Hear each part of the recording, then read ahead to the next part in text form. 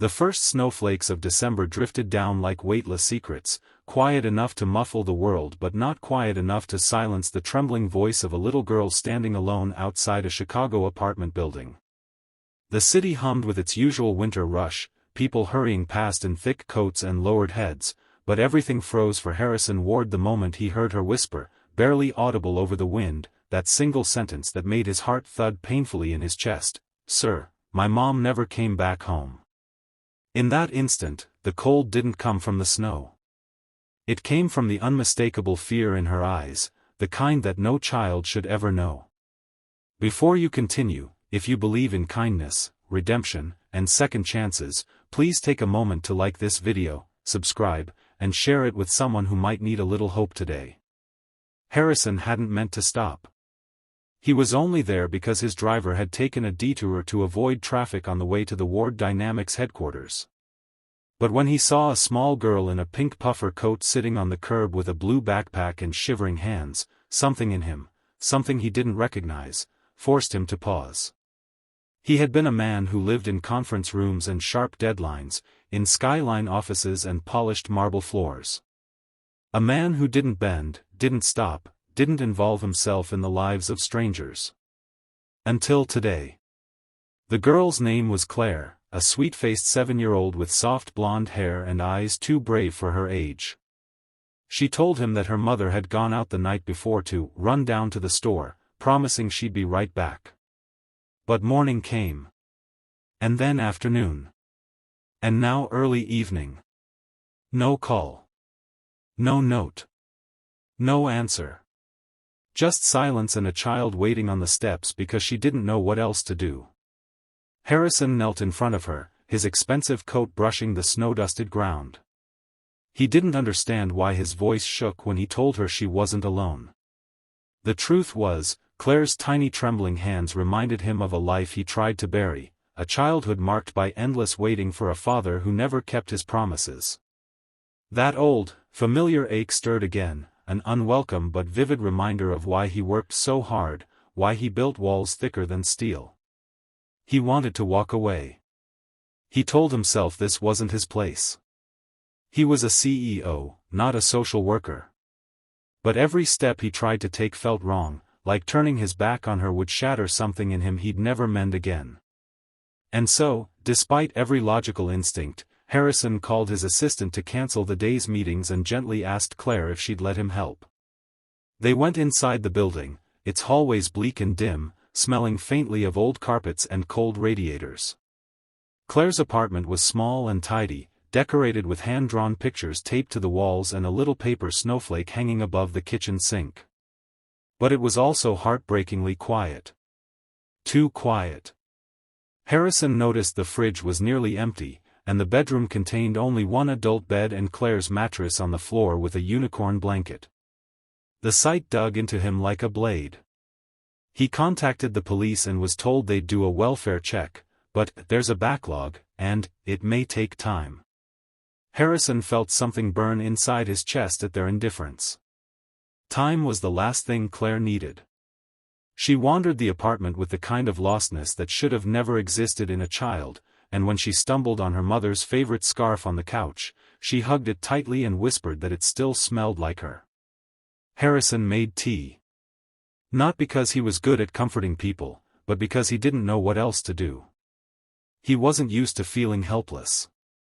He was used to fixing things quickly, decisively. But this was different. This was real. And fragile. And terrifying. He arranged for Claire to stay with him in his penthouse temporarily, at least until they found her mother. The social services representative he reached out to was shocked. Wealthy CEOs rarely volunteered to personally foster lost children, even for a night. Harrison didn't blame her for the tone of disbelief. He hardly believed himself. The drive to his building was quiet. Claire stared out the window, watching the city lights glaze over the snow-covered streets. Harrison glanced at her reflection, a tiny figure trying hard not to cry. On the 37th floor, his penthouse greeted her with warm lighting, polished wood, and floor-to-ceiling windows showcasing the glittering skyline. Claire stepped inside hesitantly, like she was afraid she'd break something just by existing. Harrison ordered dinner, but Claire barely touched her food. She sat stiffly at the dining table, hands folded, eyes distant.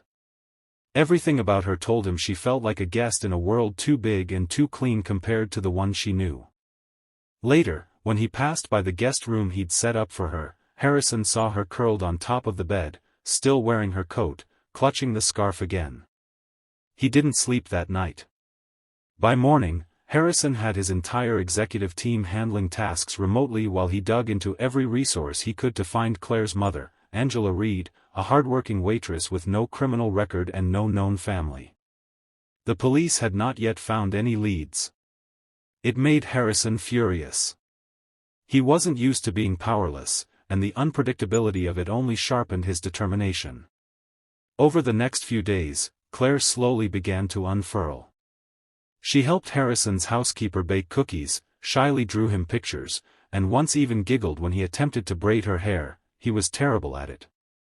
She still asked every night if there was any news. He always answered gently, even when the answer was no. Harrison grew attached. More attached than he meant to. He started leaving work early to walk her to school. He bought her warm boots when he noticed her old ones had holes in the soles. And at night, when she'd had nightmares, he stayed in her room until she fell asleep again. But the guilt gnawed at him. He knew in his heart he was filling a void that wasn't his to fill. Claire had a mother. A mother who loved her. A mother who deserved to come home to her child. And then, on the 7th day, the call came. Angela Reed had been found unconscious in a hospital several miles away. She had been hit by a car while crossing a street late at night. No ID, no phone, no way for the hospital to know who she was. She remained in a medically induced coma, but doctors believed she would recover. Harrison's heart clenched. Relief and fear tumbled inside him in messy knots. He prepared Claire gently, telling her they had found her mom and she was safe but resting. The child broke into tears, raw, trembling, beautiful tears of hope. Harrison held her, wishing for the first time in years that he believed in prayer the way he used to as a boy. That night, Claire drew a picture for her mother, a stick figure woman in a hospital bed, holding hands with a tall man and a small girl. The man looked suspiciously like Harrison, down to the tie. When he asked her why she drew him there, Claire said softly that she didn't want her mom to wake up alone. And that she didn't want him to be alone either. Her innocence nearly undid him. Days passed, and Angela slowly regained consciousness. When Harrison brought Claire to the hospital, the reunion was nothing short of soul-stirring. Claire ran into her mother's arms with a cry that pierced the quiet room, and Angela held her daughter as if she would never let go again. Tears streamed down her face as she thanked Harrison over and over, her voice breaking with gratitude. Harrison didn't stay long. He didn't want to intrude on their moment. He told Angela he would help with anything she needed, medical bills, groceries, transportation, no strings attached. Angela stared at him with disbelief, asking why he would do all that for strangers. He didn't know how to explain it. He didn't know how to tell her that Claire had mended something in him he didn't even know was broken. Instead, he simply said that everyone deserves someone to show up for them when life falls apart. In the weeks that followed, Harrison stayed in their lives, not as a savior, but as a friend. Angela healed, Claire thrived, and Harrison found himself changing in ways he never expected.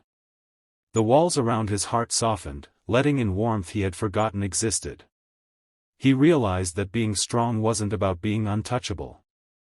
It was about being willing to care, even when it hurt.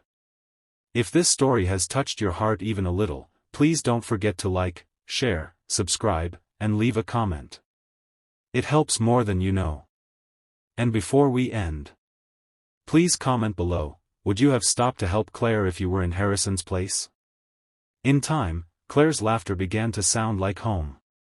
Angela's gratitude turned into friendship. And Harrison discovered that sometimes, the people we are meant to help end up saving us in return. And so, On a snowy evening much like the first,